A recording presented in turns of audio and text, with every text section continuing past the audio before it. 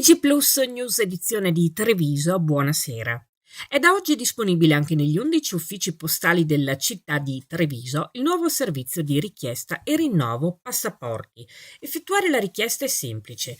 Basterà consegnare all'operatore dell'ufficio postale del proprio comune un documento di identità valido, il codice fiscale, 2 fotografie, pagare il bollettino di 42,50 euro e una marca da bollo da 73,50 euro. In caso di rinnovo bisognerà consegnare anche il vecchio passaporto o la copia della denuncia di smarrimento o furto del vecchio documento. Grazie alla piattaforma tecnologica l'operatore raccoglierà le informazioni e i dati biometrici del cittadino, vale a dire impronte digitali e foto, inviando poi la documentazione all'ufficio di polizia di riferimento. Il nuovo passaporto potrà essere consegnato da Poste Italiane direttamente a casa del richiedente.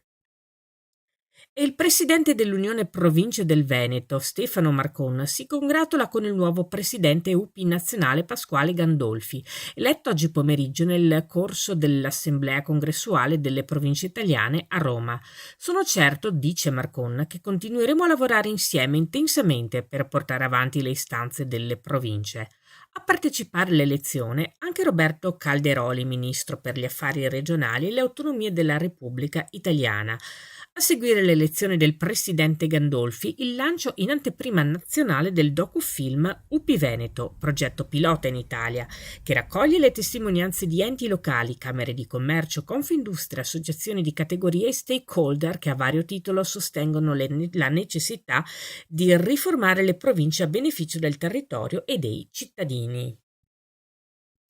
Sono iniziati la scorsa settimana i lavori per la realizzazione di una nuova rete di acquedotto e fognatura nera in vicolo San Bartolomeo a Treviso da parte di Alto Trevigiano Servizi. L'intervento prevede un investimento di 100.000 euro. L'obiettivo principale del cantiere è duplice: migliorare l'efficienza della rete idrica riducendo le perdite e diminuendo la necessità di interventi manutentivi frequenti, nonché ampliare la rete di fognatura nera per consentire a un maggior numero di utenze di collegarsi al depuratore gestito da ATS. Nello specifico il progetto prevede la posa di più di 200 metri di nuove tubature acquedottistiche e l'installazione di quasi 150 metri di rete fognaria con relativi allacciamenti per le utenze prospicienti le vie.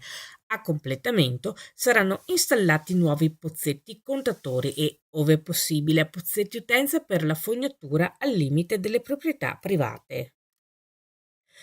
La dottoressa Paola Vescovi è il nuovo direttore dei servizi sociosanitari dell'ULSS 2. La sua nomina è stata ufficializzata oggi dal direttore generale Francesco Benazzi, dopo il gradimento espresso dalla conferenza dei sindaci. La dottoressa Vescovi, che subentra al dottor Roberto Rigoli, andrà ad affiancarsi nell'ambito della direzione strategica al direttore sanitario Stefano Formentini e alla direttrice amministrativa Patrizia Mangione. Paola Vescovi, originaria di Asiago, tifosissima dell'hockey, sport di cui apprezza il gioco di squadra, si è laureata in psicologia all'Università degli Studi di Padova nel 1989. Ha poi conseguito sempre a Padova la specializzazione in psicoterapia nel 1994 e seguito un corso di perfezionamento in psicoterapia dell'età evolutiva organizzato dall'Università di Modena. Si conclude qui il nostro notiziario. Grazie per essere stati con noi. Arrivederci.